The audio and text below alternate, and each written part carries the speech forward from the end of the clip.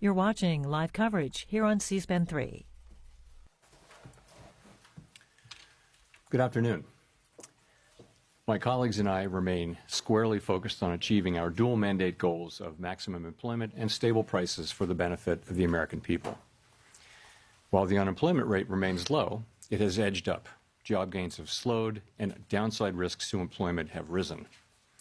At the same time, inflation has risen recently and remains somewhat elevated. In support of our goals, and in light of the shift in the balance of risks, today the Federal Open Market Committee decided to lower our policy interest rate by 1/4 percentage point. We also decided to continue to reduce our securities holdings.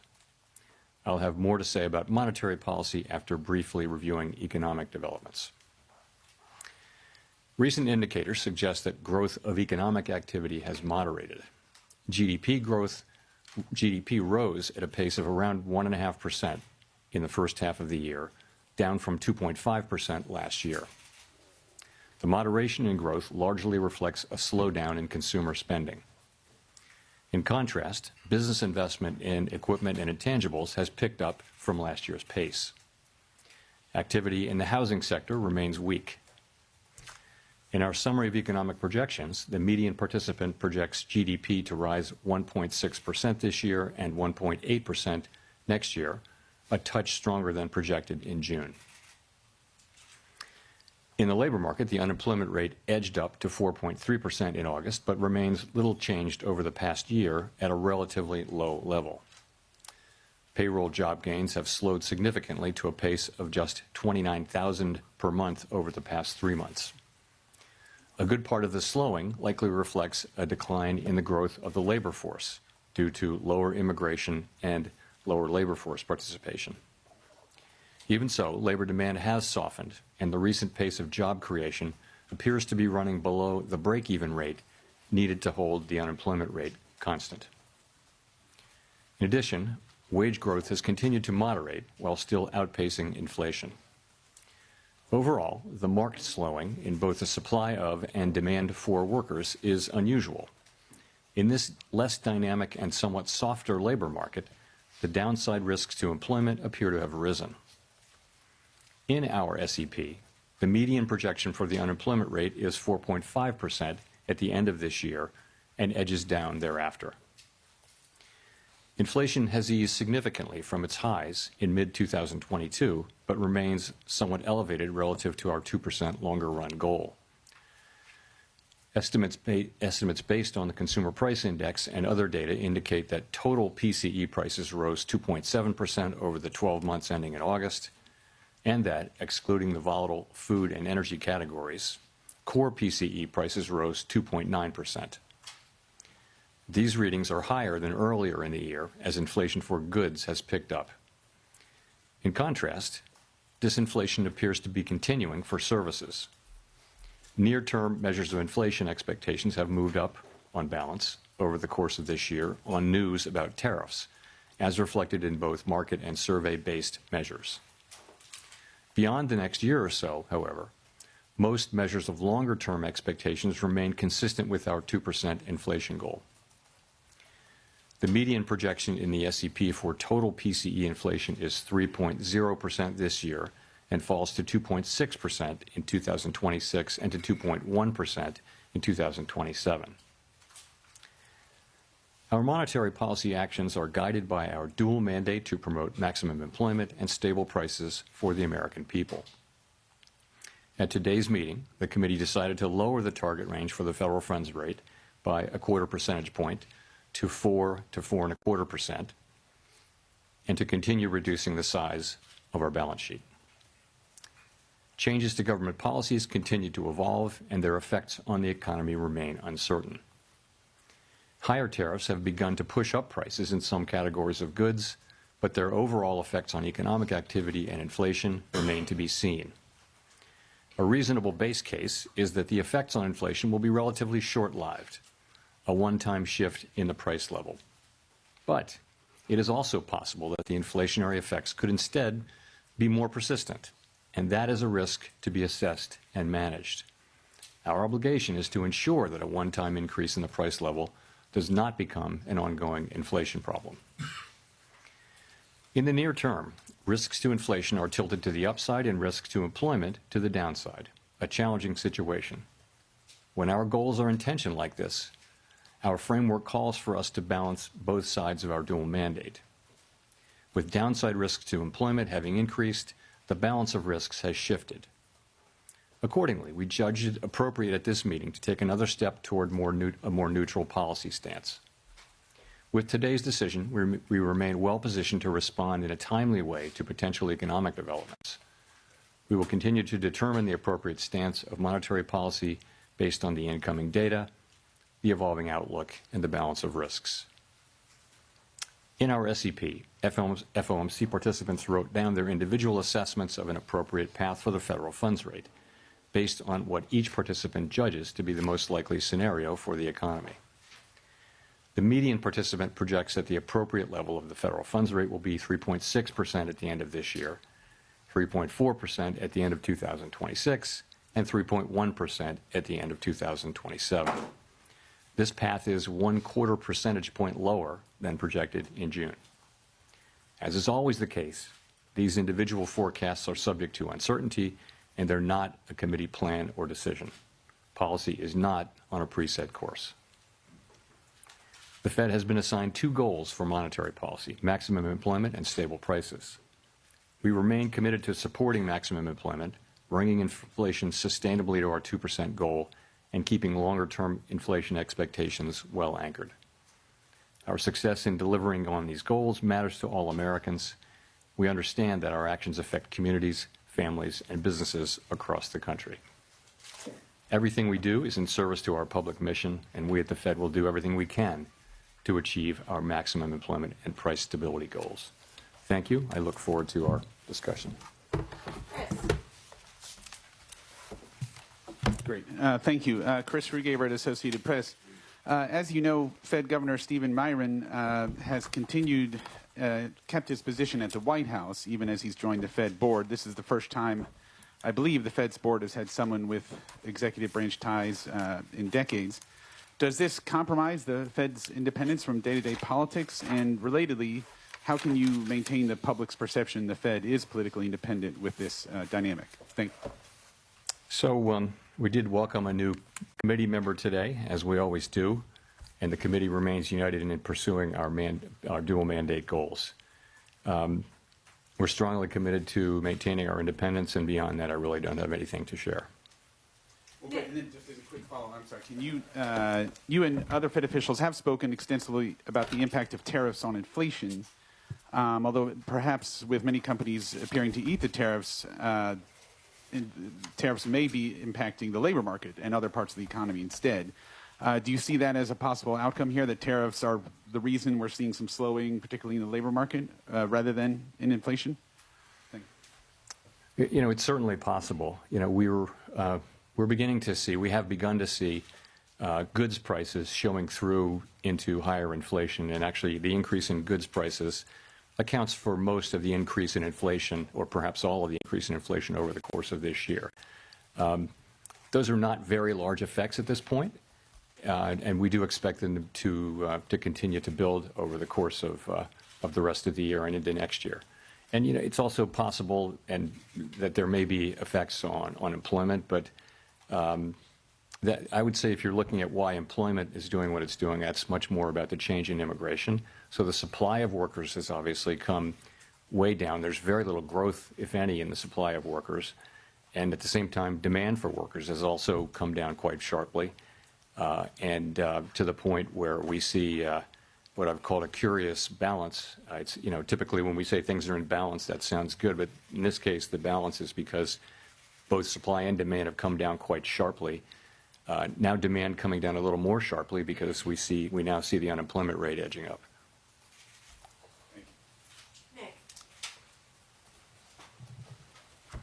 Nick Timmeros of the Wall Street Journal.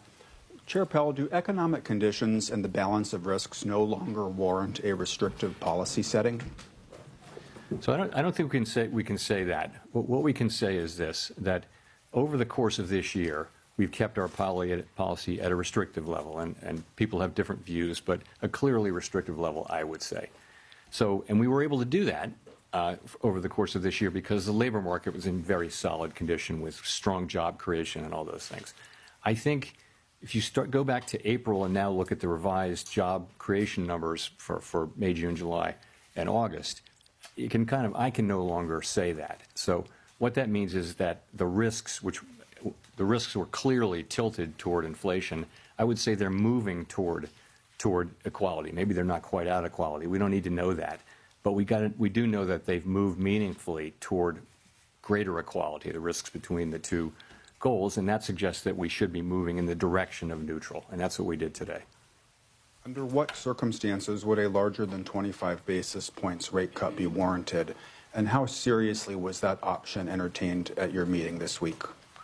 There wasn't widespread support at all for a 50 basis point cut today. You know, I think we've done very large rate hikes and very large rate cuts in the last 5 years, and you tend to do those at a time when you feel that policy is out of place and needs to move quickly to a new place. That's not at all what I feel certainly now. I feel like our policy has been doing the right thing so far this year. I think we were right to wait and see how tariffs and inflation and the labor market evolved. I think we're now reacting to the much lower level of job creation and other evidence of softening in the labor market and saying, well, those risks are maybe not fully balanced, but moving in the direction of balance now. And so that warrants a change in policy. Colby Smith with the New York Times. Should we be viewing today's cut as the committee taking out some insurance against the possibility that the labor market is at risk of weakening? Or is it the committee's view that the dynamics of a downturn are already in place? I guess I'm just trying to square the shift in the rate forecast in the SEP towards more cuts than just 3 months ago with the fact that the forecast for unemployment didn't change. Yeah, I think you could think of this in a way as a risk management cut because if you look at the SEP, actually, the projections for growth this year and next actually ticked up just a little bit, and inflation and unemployment didn't really move much. So what's different now? What's different now is that you see a very different picture of the risks to the labor market. You've seen, we were looking at 150,000 jobs a month at the time of the last meeting, and now we see the revisions and we see the new numbers. And I don't want to put too much emphasis on payroll job creation, but it's just one of the things that suggests that the labor market is really cooling off. And that tells you that it's time to take that into account in our policy. So just looking at the SEP, once again, the median participant has inflation higher than previously expected by the end of next year, and the Fed not getting back to the 2% target until 2028. So I guess I'm just wondering how you characterize the risk to price pressures of kicking off a series of cuts at this point. Yeah, so I would look at it this way. We fully understand and appreciate that we need to remain fully committed to restoring 2% inflation on a sustained basis, and we will do that. At the same time, we've got to weigh the risks to the two goals. And I would say since April, to me, the risks of higher and more persistent inflation have probably become a little less. And that's partly because the labor market has softened, GDP growth has slowed. So I would just say that the risks there have been less than one might think. And in terms of the labor market, what we're seeing is unemployment is still low. It's still a relatively low rate, but we're seeing downside risks.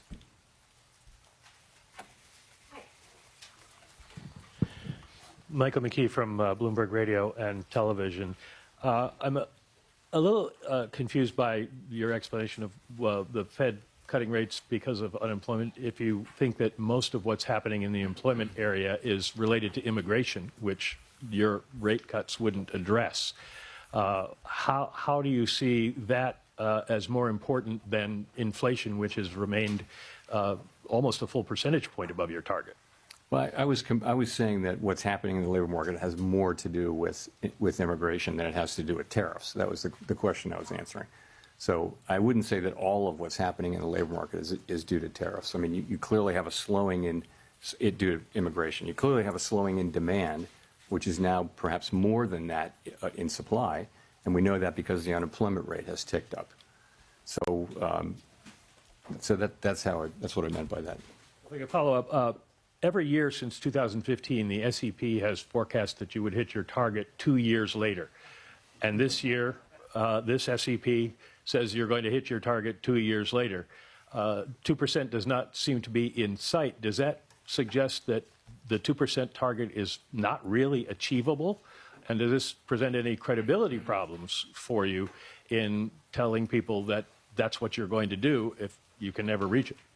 Well, I mean, you're right. It does say we're going to get to 2% inflation in 2028, at the end of 28. But that's, you know, that's literally how you put the projections together. You're writing down a rate path, which is designed to create, over the course of the SEP, you know, time frame, 2% inflation and maximum employment too. So that's all that is. You know, no one really knows where the economy will be in 3 years, but the nature of the exercise is to write down policy that you believe would return to the 2% goal over at least by the end of the exercise. Thanks so much, Elizabeth Schulze with ABC News. The latest inflation report shows that prices are still going up across key categories for many households, including groceries. What will the Fed do if prices pick up more? So our expectation, and you can see this consistently through the year, has been that inflation will move up this year, but that basically because of the effects on goods prices from tariffs, but that those will turn out to be a one-time price increase as opposed to creating an inflationary process. That's been our forecast. Pretty much all the individual forecasts say that. We can't just assume that, though, right? We have to. Our job is literally to make sure that that is what happens, and we will do that job. Right now, the situation we're in is that we see inflation. We continue to expect it to move up, maybe not as high as we would have expected it to move up a few months ago. The pass-through of the tariffs into inflation has been slower and smaller. The labor market has softened. So the case for there being a persistent inflation outbreak is less. And so that's why we think it's time for us really to acknowledge that the risks to the other mandate have grown and that we should move in the direction of neutral. So what will we do? We'll do what we need to do, but we have two mandates and we try to balance them. For a long time, our framework says that when our two goals are in tension, this is quite an unusual situation. How do we decide what to do? Because our tools can't do two things at once. What we do is we ask which is farther from, how far is each from the goal and how long is it expected to get to the goal. So, and then we think about those things and we see, as I mentioned, our policy had been really skewed toward inflation for a long time, really. Now we see that there's downside risk clearly in the labor market, and so we're moving in the direction of more neutral policy. How concerned are you about the slowdown in the jobs market for households at home, especially younger Americans struggling to land a job? So it's an interesting labor market, and obviously we think it's appropriate that we reduce our rates so that we become more neutral, which presumably will be better for the labor market. You see people who are sort of more at the margins, so kids coming out of college and younger people, minorities are having a hard time finding jobs. The overall job finding rate is very, very low. However, the layoff rate is also very low. So you've got a low firing, low hiring environment, and the concern is that if you start to see layoffs, the people who are laid off there won't be a lot of hiring going on, so that could very quickly flow into higher unemployment. In a healthier economy, healthier labor market, there would be jobs for those people. But now the hiring rate is very, very low. So that's been a growing concern over the last few months, and it's one of the reasons why we think it's appropriate that we begin to shift our policy focus toward a more balanced one.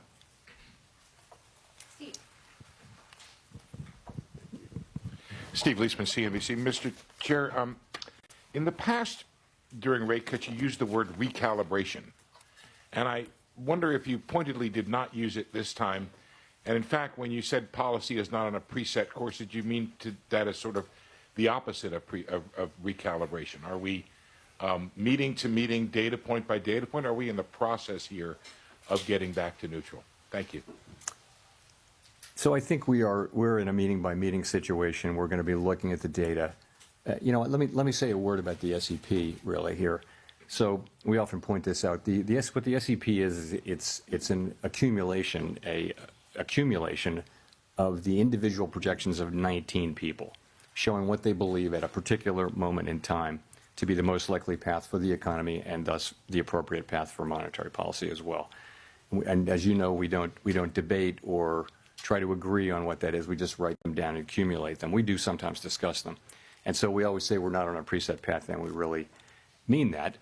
The actual decisions we make are going to be based on the incoming data, the evolving outlook, and the balance of risks at the time the decisions are actually made. So you will have seen that we have 10 participants out of 19 who wrote down 2 or more cuts for the remainder of the year, and 9 who wrote down fewer than, in fact, in a good number of cases, no more cuts. So rather than looking at this as certainty, I would encourage people, as always, to look at the SEP as through the lens of probability. And so there are different possible outcomes and likelihoods rather than this one is certain and this one isn't happening. So that's what I would say.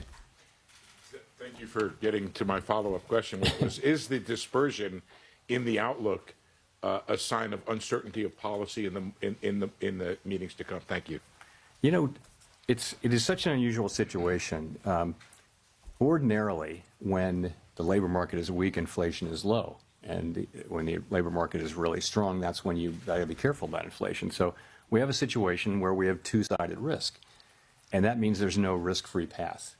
And so it's quite a difficult situation for policymakers. And it's not at all surprising to me that you have a range of views. It's not so much about having different views for the path of the economy, but it's partly that. But it's also partly about what's the right thing to do in light of this, of the tension between the two goals. How do you weight them?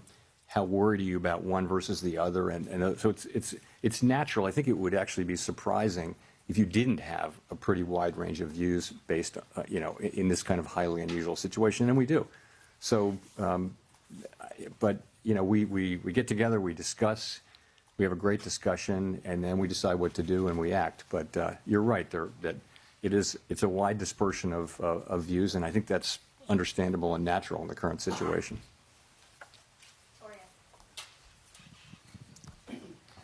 Hi, Victoria Guida with Politico. You've talked a lot about Fed independence and the importance of it over the years, but as markets have questions about what exactly President Trump's intentions are with the Fed, what would you point to as the things they should be watching to determine that the Fed is still making decisions based on, the economic outlook rather than political considerations? Look, it's deeply in our culture to do our work based on the incoming data and never consider anything else. That's just everybody who's at the Fed really feels strongly about that way. So, you'll know it by the way we talk about what we're doing, by the speeches that people give, by the decisions that we make. You'll know that we're just still going to do that. That's all we do. And we don't frame these questions at all or see them in terms of political outcomes. I think when you get to another part of Washington, everything is seen through the lens of, does it help or hurt this political party, this politician? That's the framework. And I think people find it hard to believe that that is not at all the way we think about things at the Fed. We're taking a longer perspective. We're trying to, serve the American people as best we can. So I think you would be able to tell. I don't believe we'll ever get to that place. I would say we're doing our work exactly as we always have now. And people they're making their arguments, and we're having a great discussion around these challenging issues. So, do you see the court case around Lisa Cook as being related to questions of Fed independence? I see it as a court case that it would be inappropriate for me to comment on.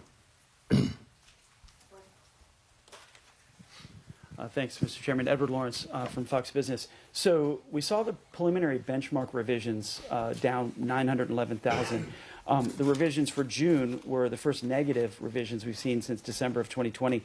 How can the Fed base important decisions on rate and what to do with the interest rates on data that seems to be, as you've called it in the past, noisy? So on the QCEW, the revision that we saw was almost exactly what we expected.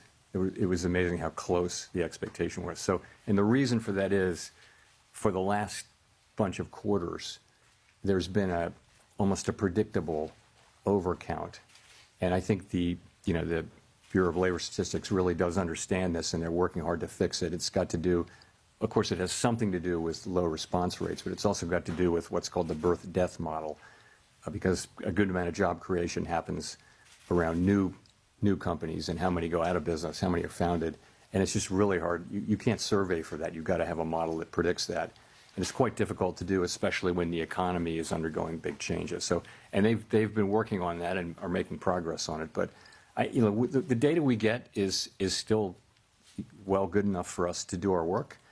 To the extent we have issues around data right now, it's about low response rates. That's happened all over really.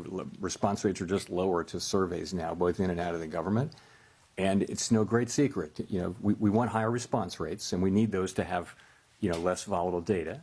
And the way to get that is to make sure that the agencies that collect the data have sufficient resources to drive higher response rates. It's not a complicated problem, but that's what it takes. It's not a mystery. That's what it takes. The other thing I'll say, Edward, is in the case of the job creation, the response rate is quite low for the first month, or lower for the first month. By the time you get to the second or third month, you're still collecting responses for that last month, for that prior month. And you get to the place where the data are much more reliable by the second and certainly the third month. So it's not that we don't get the data, it's just that we get it a little later. But for the benchmarks, if that holds, it's 51% of the jobs that we thought were there weren't really there. It shows a weaker job market coming into this year. If you had that information, would it have changed your mind related to where the interest rates should be? Should there have been a cut earlier? We have to live life looking through the windshield rather than the rearview mirror, as you know. And all I can tell you is we see where we are now, and we take appropriate action, and we took that appropriate action today. Thanks. Howard Schneider with Reuters. So as you mentioned a minute ago, some margins of the job market would suggest that the slide's already happening. Black unemployment rate in August was above 7%, declining work week, difficulty among college graduates finding work, rising youth unemployment. Why do you think a quarter percentage point now is going to arrest that? Well, I didn't say that I thought a quarter point would make a huge difference to the economy, but you've got to look at the whole path of rates, right? And the market's has already been baking in expectations. I mean, our market works through expectations, right? So I think our policy path really does matter. And I think it's important that we use our tools to support the labor market when we do see signs like that. I did mention that. You see minority unemployment going up. You see younger people who are more vulnerable economically, more susceptible to economic cycles. That's one of the reasons, in addition to just overall lower payroll job creation, that shows you that at the margin the labor market is weakening. I would also point to labor force participation. Some part of the significant decline in labor force participation over the last year has probably been cyclical in nature rather than just the usual aging process. So we put all those together, and we see that the labor market is softening, and we don't need it to soften anymore, don't want it to. So we use our tools, and it starts with a 25 basis point rate cut. But the market's also pricing in a rate path. I'm not blessing what the market's doing at all. I'm just saying it's not just one action. As a follow-up to that, the growth mix right now seems very concentrated in investment and on the consumer spending side in the higher income groups. Do you feel that that's an unsustainable mix for the economy moving forward? I wouldn't say that. I mean, you're right. Those are two. We're getting unusually large amounts of economic activity through the AI build out and corporate investment. I don't know how long that will go on. No one does. In terms of spending, you saw that the consumer spending numbers were well above expectations, and that may well be skewed toward higher earning consumers. There's a lot of anecdotal evidence to suggest that. Nonetheless, it's spending. So, I mean, I think the economy is moving along. Economic growth is going to be 1.5% or better this year, maybe a little better. forecasts have been coming up, as you can see. So labor market unemployment is low, but downside risks, but it's still a low unemployment rate. So that's how we see it.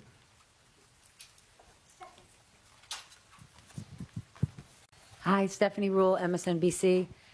Treasury Secretary Scott Bessent has said that the Federal Reserve suffers from mission creep and institutional bloat.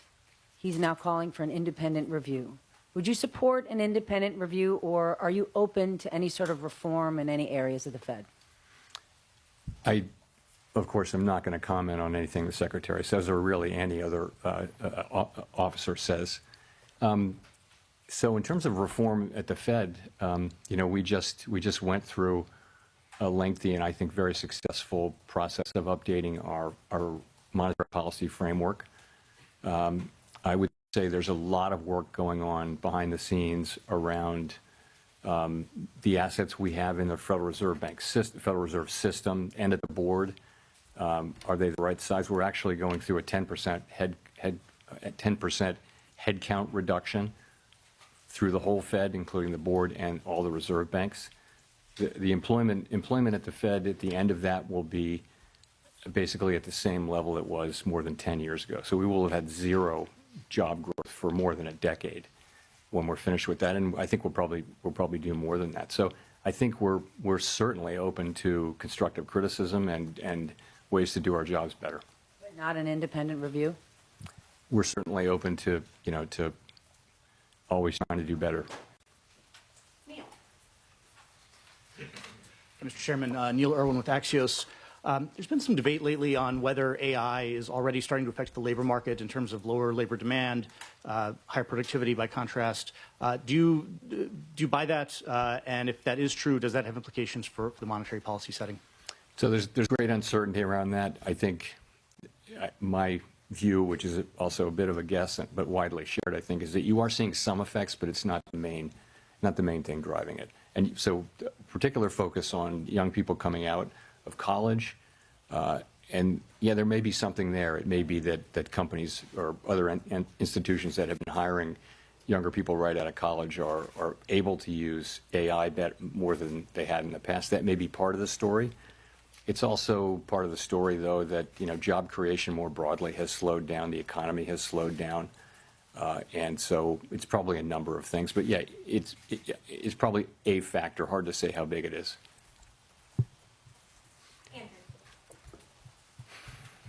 Thanks, Mr. Chairman. What evidence do you see of tariffs showing up in inflation? Well, if you can take goods, just sort of the broad goods category, and last year, goods inflation was negative. If you go back 25 years, that was the typical thing, was that goods inflation was, goods prices generally went down, even adjusting for quality. So that was not the case during the pandemic, of course. Goods inflation went very high, but we had essentially returned to zero or slightly negative inflation. Now, I think goods inflation over the course of the past year is 1.2%, which doesn't sound like a lot, but it's a big change. So we think, I mean, analysts have different views, but we think it's contributing, 0.3 or 0.4, something like that, to the current core PCE inflation reading, which is 2.9%. So it's contributing. What seems to be happening is that, the tariffs are mostly not being paid by exporters, mostly being paid by really the companies that sit between the exporter and the consumer. So if you buy something and you sell it through retail or you use it to make a product, you're probably taking a lot of those costs on and not able to pass it fully along to the consumer yet. That appears to be what we're seeing.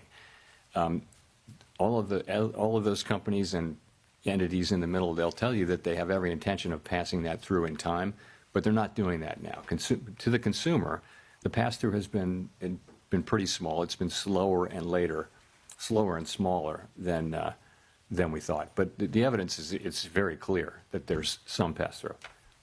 I also wanted to ask if you could share with us the conditions under which you might consider leaving the Fed in May. I have nothing new on that for you today.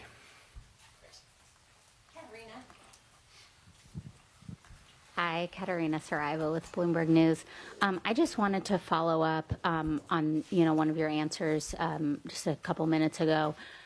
We've often heard you talk about how you and your colleagues, do not think about politics. This does not enter the room.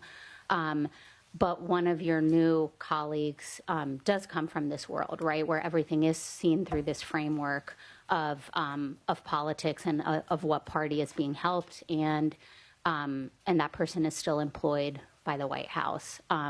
How can markets and the public interpret, some of his speeches, for example, and then some of, the forecasts that we see today? I mean, the median for this year was moved because of the introduction of his forecast. I'm talking about the number of rate cuts seen this year. What do you say to markets and the public that are trying to interpret, what you guys are saying?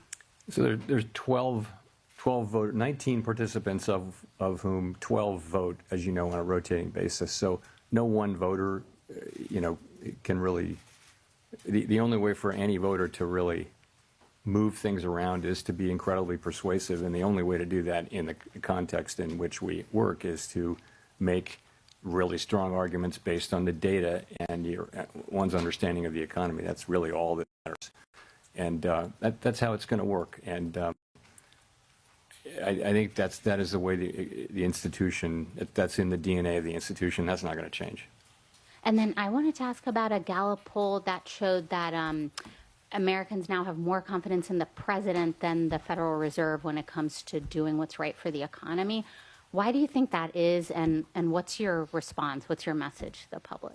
Our response is we're going to do everything we can to use our tools to achieve the goals that Congress has given us, and we're not going to get distracted by anything. So I think that's what we're going to do. We're just going to keep doing our jobs.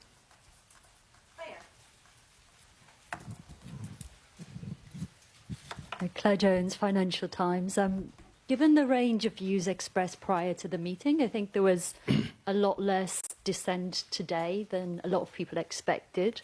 It'd be good to know just what you think the drivers were of coming to that very strong consensus in the meeting, and also on the flip side to just explain why the dot plots are really so scattered between, someone even expecting rates to end up higher by the end of the year to 5 cuts. I mean, what were the kind of range of views you heard about, on one side, why there was so much support for a cut today, and on the flip side, why there's so much divergence about what comes next?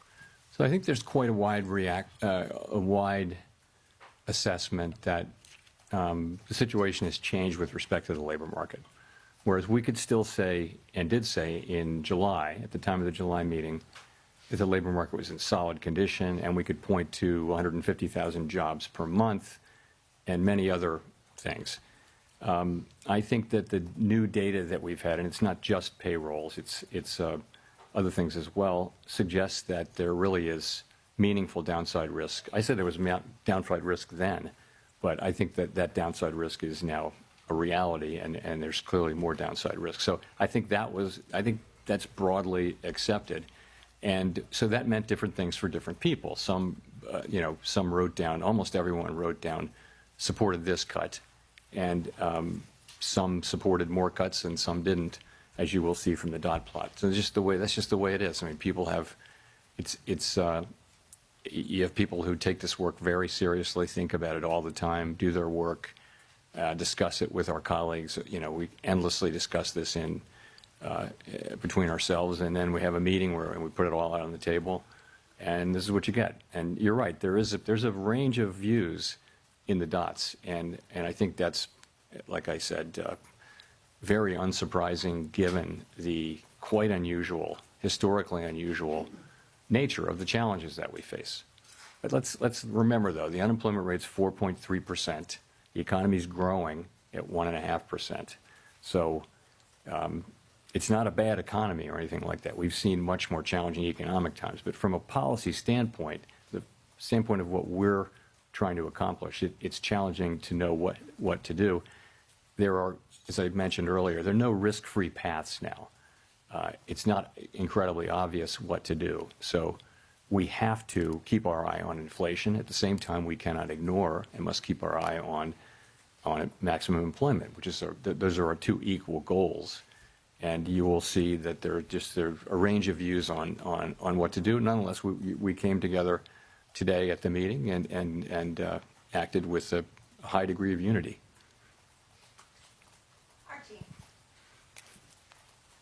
Thank you. Archie Hall from The Economist. You mentioned earlier that job creation was running below your guess at its break-even rate. I'd be curious to hear a bit more about that and where you think the break-even rate is.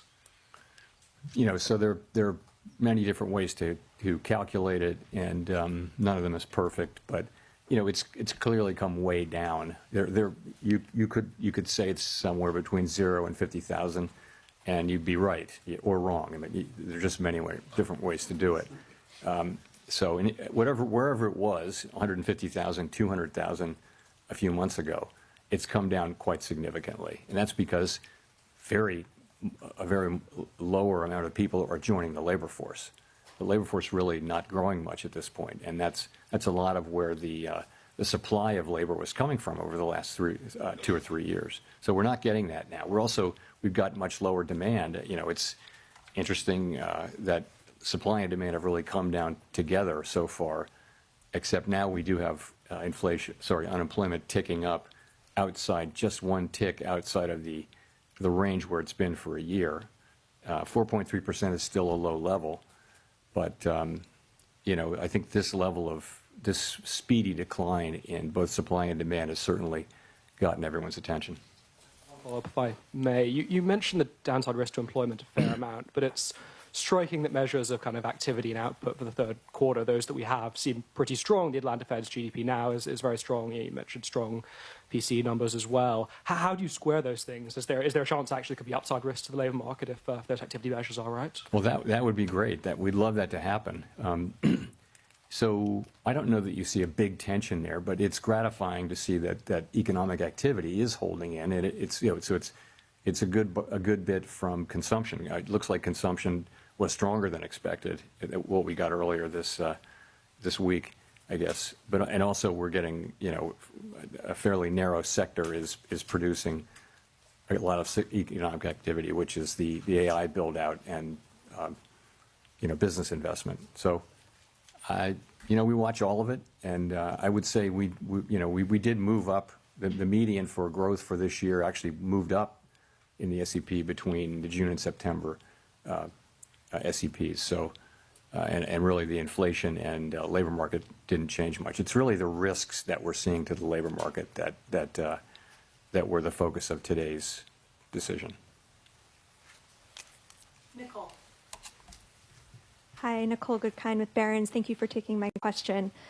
Given the cumulative impact of high interest rates on the housing sector, I'm wondering how concerned you are that current rate levels are exacerbating housing affordability issues and potentially hindering household formation and wealth accumulation for a segment of the population? Housing is an interest-sensitive activity, so it's at the very center of monetary policy. When the pandemic hit and we cut rates to zero, the housing companies were incredibly grateful, and it was really, they said that was the only thing that kept them going, was that we cut so aggressively and provided credit and things like that, and they were able to finance because we did that. The other side of that is when inflation gets high and we raise rates, and you're right, it does burden the housing industry, and so rates have come down a bit, and as that happens, we don't set mortgage rates, but our policy rate changes do tend to affect mortgage rates. And that has been happening, and that'll of course raise demand. Lower borrowing rates for builders will help, builders will help supply, and so some of that should happen. I think most analysts think that it would have to be pretty big changes for it to matter a lot, big changes in rates to matter a lot for the housing sector. And the other thing is by achieving maximum employment and price stability, that's a strong economy. That's a good economy for housing. And then the last thing I'll say is, there's a deeper problem here. There's not a cyclical problem that the Fed can address, and that just is a pretty much nationwide housing shortage. Or a lot of places in the country just don't have enough enough housing for people, and all of the areas around metropolitan areas like Washington, for example, are very built up, and so you're having to build farther and farther out, and so that's where it is. And just a quick follow-up. During the last SEP, or the press conference following the last SEP, you seemed to indicate that policymakers lacked conviction about their projections, and I'm wondering if you still feel that way. Forecasting is very difficult even in placid times, and as I've mentioned before, forecasters are a humble lot with much to be humble about. So I think right now is a particularly challenging time, even more uncertain than usual. And so I don't know any forecaster anywhere, really. Ask any of the forecasters whether they have great confidence in their forecast right now. I think they'll honestly say no.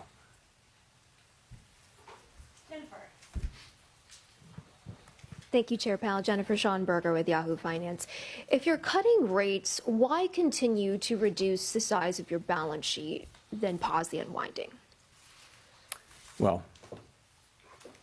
I think we're cutting the size of our balance sheet quite marginally now. As you know, with the balance sheet, we're still in an abundant reserves condition, and we've said that we would stop somewhat above an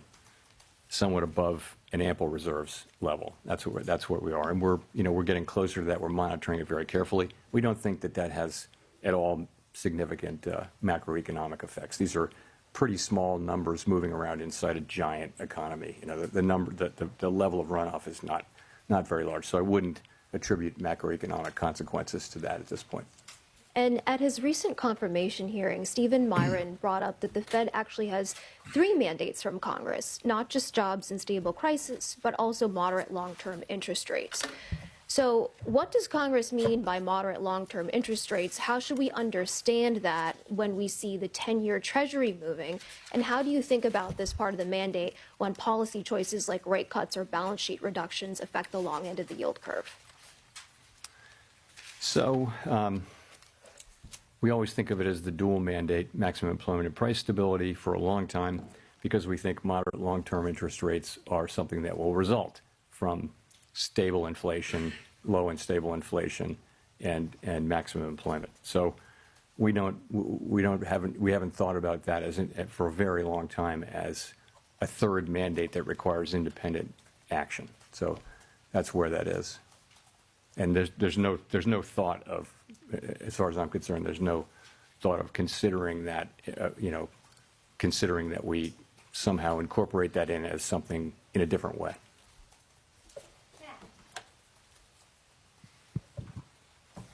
Thanks, Chair Powell. Matt Egan from CNN. We recently learned that average FICO credit scores are down this year by 2 points, the most since 2009 during the Great Recession, and delinquencies are high for car loans, personal loans, credit cards. How concerned, if at all, are you about the health of consumer finances, and do you expect today's cut will help? So, we're aware of that. I think default rates have been kind of ticking up, and we do watch that. They're not at a level, I don't believe they're at a level where overall they're terribly concerning, but it is something that we watch. Lower rates should support economic activity. I don't know that one rate cut will have a visible effect on that, but over time, a strong economy with a strong labor market is what we're aiming for, and stable prices. So that should help. Just to follow up, this rate cut is coming at a time when the stock market is at or near all-time highs, and some valuation metrics are elevated historically. Is there a risk that cutting rates could overheat financial markets, potentially fueling a bubble? We're tightly focused on our goals, right? And our goals are maximum employment and price stability. And so we take the actions that we take with an eye on those goals. Separately, and that's why we did what we did today. Separately, we monitor financial stability very, very carefully. And I would say it's a mixed picture, but households are in good shape, banks are in good shape. Overall, households are still in good shape in the aggregate, and I know that people at the lower end of the income spectrum are under pressure, obviously. But from a financial stability perspective, we monitor that picture. we don't have a view that there's a right or wrong level of asset prices for any particular financial asset, but we monitor the whole picture, really looking for structural vulnerabilities. And I would say those are not elevated right now. Jean, we'll go to you for the last question. Hi, Chair Powell. Jean Young with MNI Market News. I wanted to ask about inflation expectations. You've said the Fed can't take the stability of inflation expectations for granted. You mentioned at the short run they've gone up a little bit. I wonder if you can talk a bit about that. And then also at the long run, wondering, do you see evidence that the debate over Fed independence and the growing deficit is putting pressure on inflation expectations? So as you said, shorter-term inflation expectations have tended to respond to near-term inflation. So if inflation goes up, inflation expectations will predict that it takes just a little while to get back down. Fortunately, throughout this period, longer-term inflation expectations, both break even in the markets and almost all of the longer-term surveys, Michigan being a bit of an outlier lately, have been just rock solid in terms of running at levels that are consistent with 2% inflation over time. So we don't take that for granted. We actually assume that our actions have a real effect on that, and that we need to continually show and also discuss our commitment to 2% inflation. And so you'll hear us doing that. But we're, as I mentioned, it's a difficult situation because we have risks that are both affecting the labor market and inflation. Those are our two goals, and so we have to balance those two. When they're both at risk, we have to balance them, and that's really what we're trying to do. I don't. Your latter part of your question was about independence. I don't see market participants. I don't see that that's something they're factoring in right now in terms of setting interest rates. Thanks very much.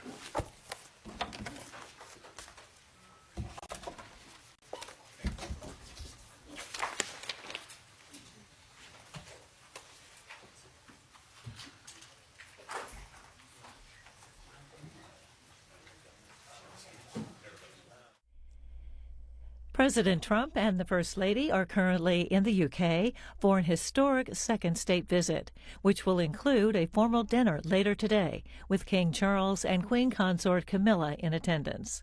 We'll bring that to you live at around 3:30 p.m. Eastern on C-SPAN 3. Also on C-SPAN Now, our free mobile video app, and online at cspan.org. Regarding trustworthiness, I cannot define that word for Secretary Kennedy. I made commitments to this committee that I would lead with integrity, transparency, purpose, and work with Congress to maximize health outcomes and protect the American people. Secretary Kennedy told me he could not trust me. I had refused to commit to approving vaccine recommendations without evidence, fire career officials without cause, or resign, and I had shared my concerns with this committee. I told the Secretary that if he believed he could not trust me, he could fire me. The next day, I was told I still had my job, but the Secretary's expectations remained: approval of ACIP recommendations and dismissal of career scientists. I would not commit to that, and I believe it is the true reason I was fired. And that was former Centers for Disease Control and Prevention Director Susan Menara speaking in her own words on why she was let go from the agency at the behest of Health and Human Services Secretary Robert F. Kennedy, Jr. Earlier today, she testified about her recent departure alongside the CDC's former chief medical officer after Secretary Kennedy ordered changes to the agency's vaccine policy. You can watch the Senate Health Committee hearing in full tonight, starting at 10 Eastern on C-SPAN. It's also